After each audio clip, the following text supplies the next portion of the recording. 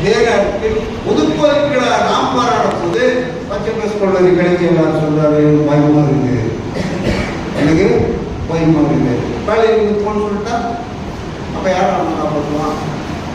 நாசி போராளிகள் ஹிட்லரை பூரா பிடிச்சிட்டா பார்த்து போய் சொல்லி சுத்துறான். அதுதான் வரலாற்றை படிங்கள் எழுதியிருக்க. வரலாற்றை படியுங்கள், பாடம் பெற்றுக் கொள்ளுங்கள். பாடம் பெற்றுக் கொள்ளவில்லை என்றால் வரலாறு திரும்பும். வரலாறு திரும்பும். இப்பொழுது வரலாறு திரும்பி இருக்கிறது. அவன் ஹிட்லர் நாசி படையை விட்டு ஒரு நாசியினுடைய ஆதரவாளர் ஒரு புலவரையை ஜெயிலில் போடுறான். மாட்டின் எழுதுறான். அவர்கள் யூதர்களை தேடி வந்தார்கள். நான் அமைதியாக இருந்தேன், நான் யூதன் இல்லை. அவர்கள் கிறிஸ்தவர்களை தேடி வந்தார்கள். நான் அமைதியாக இருந்தேன், நான் கிறிஸ்தவன் இல்லை.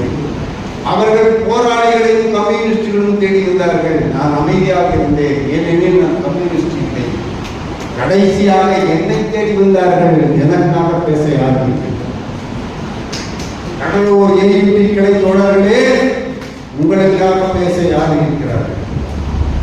உங்களுக்காக பேச யார் இருக்கிறார்கள்? அதைத்தான் சொல்லிட்டு தயவு செய்து மனமாற்றங்களை விட்டுவிட்டு ஒவ்வொரு கிளையில இருக்கக்கூடிய உட்சண்டை உள்ளுக்குள்ளேயே ஒரு உள்குத்து அதெல்லாம் விட்டுட்டு போராட வாருங்கள். இன்னைக்கு துரைக்கண்ணு செக்ரட்டரியா மட்டும்தான். நாளைக்கு அவன் சான்சலராக வர போறான். உள்நாட்டு பிரின்சிபலா தான் இருக்கா. நாளைக்கு அவன் வைஸ் சான்சலராக வர போறான். தயவு செய்து ஏயுடைய அறைகோடு நீங்கள் ஏற்றுக்கொள்ளுங்கள். நீங்கள் ஏற்றுக்கொண்டு போராடுவதற்கு தயாராகுங்கள். போராட்டம் ஒன்றே நமக்கு விடுதலை தரும். போராடாமல் நின்றதில்லை, போராடியவர்கள் தோற்றதில்லை. தோற்றதில்லை கொடிச்சிங்கம் தோற்றதில்லை, கொடிச்சிங்கம் தோற்றதாக அவர்களுடைய வரலாறு. அந்த செய்தியை மட்டும் நான் சொல்லி இந்த புத்தகத்தை தயவு செய்து ஏயுடி கிளை உறுப்பினர்கள் வாங்கிட்டு போங்க.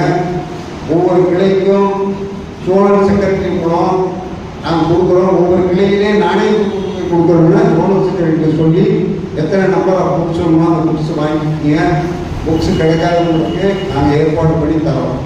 கோவையிலிருந்து ஒரு செட்டு வந்துக்கிட்டு இருக்காங்க, அவங்க எடுத்துட்டு போராடுறாங்க. அவங்ககிட்டயே ஈரோடு கொடுத்துருக்கோம். ஏயுடி அறிவு அடுத்து ஏயுடைய சிஏஎஸ் இருக்கு. வேலை இருந்தால் தானே ஜிஎஸ், வேலை இருந்தால் தானே ஐஏஎஸ்.